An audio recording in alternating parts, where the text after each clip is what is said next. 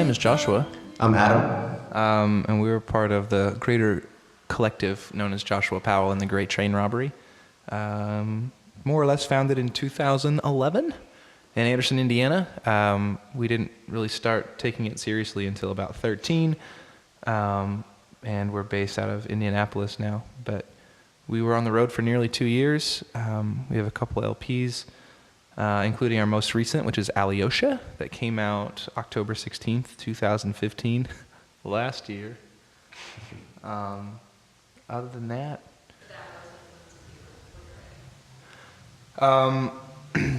literature and nature, for sure. I grew up with an English teacher mom, and I'm a huge nerd for classics, and so almost every book that I read ends up contributing, if not a whole song, at least a few lines.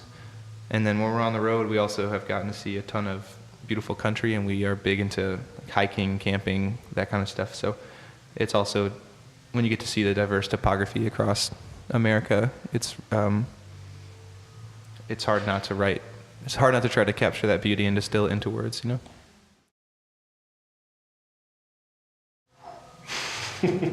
Don't lie. I don't know. It's really, that's tough. I love Ray Bradbury. I love Jack Kerouac. We have songs named after Tolstoy and Hemingway. And our most recent record is, the name of it's actually homage to Fyodor Dostoevsky's The Brothers Karamazov. So there's some answers.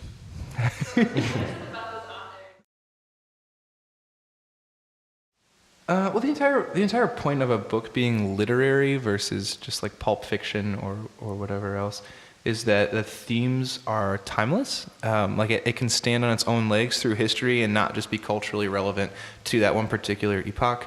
And that is largely the goal of our music. I sometimes make a joke on stage that I try to write about important things like God and gun control and stuff like that, instead of songs about girls that hurt my feelings, because I mean, sure, like white bearded dudes everywhere will feel that, but that's it. And I want to write music that is more a broad swath of humanity that can stand its own legs for a long time, that can actually exist after we're not touring anymore, you know?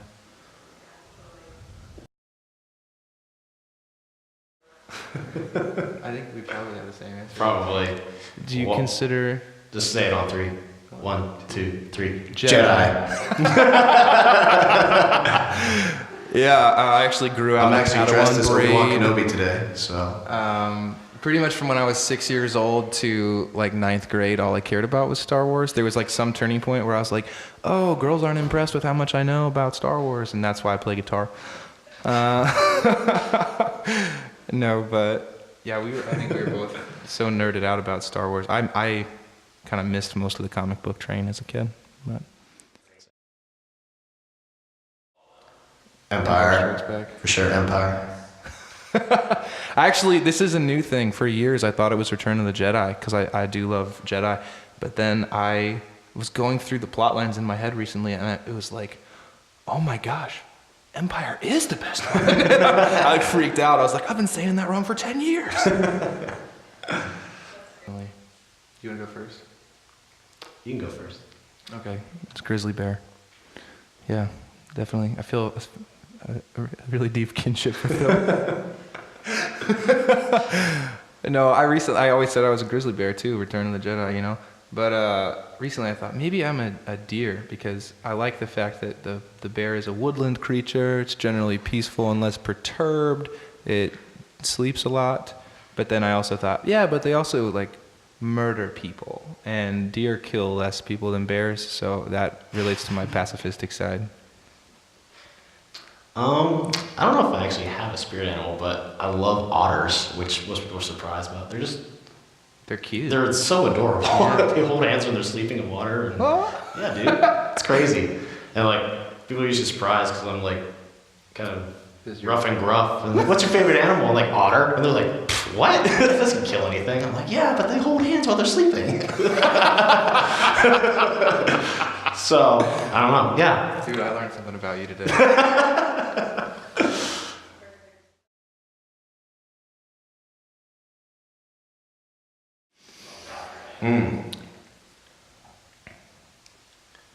Probably Savage Hills Ballroom by Youth Lagoon.